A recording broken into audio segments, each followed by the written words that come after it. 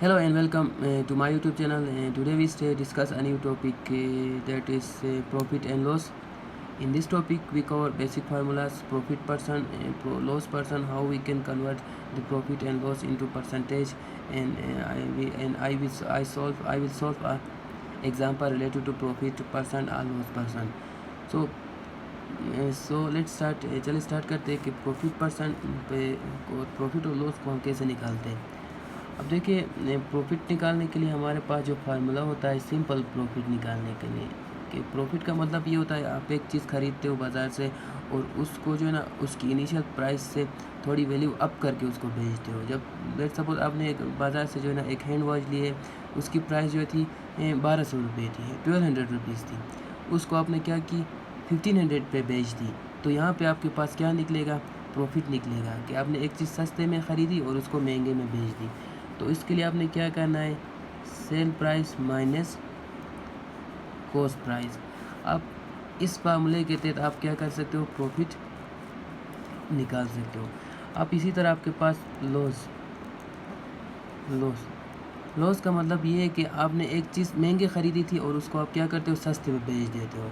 आपने फर्स्ट कर एक मोटरसाइकिल ली थी 40,000 की और आपने उसको 35,000 की बेच दी है, तो आपके पास किस पे चला जाएगा, लॉस पे चला जाएगा। Cost price minus sale price, इस पे आपका लॉस निकल जाएगा।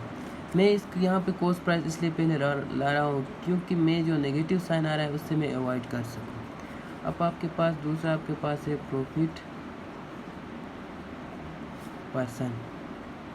अब प्रॉफिट परसेंट निकालने के लिए आपने क्या करना है, आपके पास जो प्रॉफिट आएगा उसको डिवाइड करना है आपने कॉस्ट प्राइस से और उसको मल्टीप्लाई करना है आपने किससे, 100 के साथ। ये आपके पास प्रॉफिट निकालने का जो है ना फार्मूला है प्रॉफिट परसेंट के लिए। इसी तरह आपके पास जो लॉस आएगा, लॉस परसेंट भी आपने सेम वही करना है। आपने यहाँ पे लॉस लिखना है डिवाइड बाय इसका भी ये कॉस्ट प्राइस मल्टीप्लाई बाय 100। समझ में आया। अब देखिए एक रेंडम एक एग्जांपल मैं सॉल्व करता हूँ। फर्स्ट कर ले, मेरे पास एक चीज़ है जिसका कॉस्ट प्राइस मेरे पास है 1200। इसी तरह उसको मैंने बेच दिया है, सेल प्राइस उसका जो है ना, ये मेरे पास एग्जांपल है, उसको मैंने बेच दिया है 1500 पे। अब देखिए, अब जाहिर बात यहाँ पे मेरे प्रॉफिट हुआ है, प्रॉफिट कितना हुआ है उसके लिए आपने क्या करना है, सेल प्राइस आपके पास क्या है, sale price minus cost price, जो कि आपके पास 1500 माइनस आप जब 1200 करेंगे आपके पास 300, तो ये 300 मेरे पास क्या हुआ है, एक प्रॉफिट हुआ है। अब यहाँ पे एक एग्जांपल है, इसको सॉल्व करते हैं। A dealer pay a clock for RS 250 and sell it for RS 300, find the profit percent.